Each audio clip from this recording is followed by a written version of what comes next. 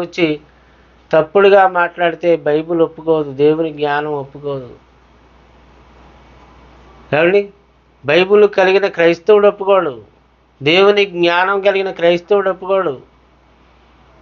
దేవుని పిల్లారా ఆలోచించేయండి. కాంప్రమైజ్ అవ్వడు, పాపంతో కాంప్రమైజ్ అవ్వడు, లోకంతో కాంప్రమైజ్ అవ్వడు. క్రైస్తవుడు నిబ్బరమైన మనసు కలిగి నీతిని గురించి ప్రకటిస్తాడు, క్రీస్తుని గురించి ప్రకటిస్తాడు. ఆయన సువార్త ప్రకటించడానికి దేవుడిచ్చినటువంటి ఆధిక్యత అది క్రైస్తవులకు. కనుక దేవుని పిల్లారా ఆలోచించేయండి. లోకా సువార్త 1:35 దూత పరిశుద్ధాత్మ నీ మీదకి వచ్చును, సర్వోన్నతుని శక్తి నిన్ను కమ్ముకొనును, గనుక పుట్టబోవు శిశువు పరిశుద్ధుడై దేవుని కుమారుడు అనబడును. He was son of God, he was king, he was universal king. ఎవడండి కాదనడానికి యేసుప్రభుని? చరిత్రకారుడు, శకపురుషుడు, యుగ పురుషుడు. ఏమండి?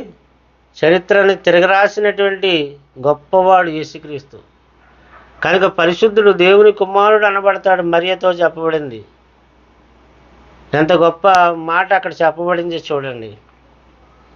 ఆయన ఎంత పవిత్రుడైనటువంటి వాడు ఈ ప్రపంచంలో మరొకడు ఎవడు కూడా కనిపించడు. హెబ్రీ పత్రిక 7వ అధ్యాయం చూడండి, 26వ వచనంలో ఉందో, పవిత్రుడును నిర్దోషి నిష్కల్మషుడును పాపులలో చేరక ప్రత్యేకంగా ఉన్నవాడును ఆకాశ మండలము కంటే మిక్కిలి హెచ్చైన వాడునైనా ఇట్టి ప్రధాన యాజకుడు మనకి సరిపోయినవాడు లేక తగినవాడు, సరైనవాడు యేసుక్రీస్తు. ప్రపంచానికి సరైనవాడు. పాపం చేస్తున్న ప్రపంచాన్ని రక్షించాలంటే పాపం చేయనివాడు కావాలి. లోకాన్ని కాపాడాలంటే లోక సంబంధి కానివాడు, పరలోక సంబంధి అయినవాడు, ఆత్మ సంబంధి అయినవాడు కావాలి. ధర్మశాస్త్రం బలహీనతలు గల మనుషులను యాజకులుగా నియమించును, కానీ ధర్మశాస్త్రము తర్వాత వచ్చిన ప్రమాణపూర్వకమైన వాక్యము నిరంతరమును సంపూర్ణ సిద్ధి పొందిన కుమారుని నియమించును.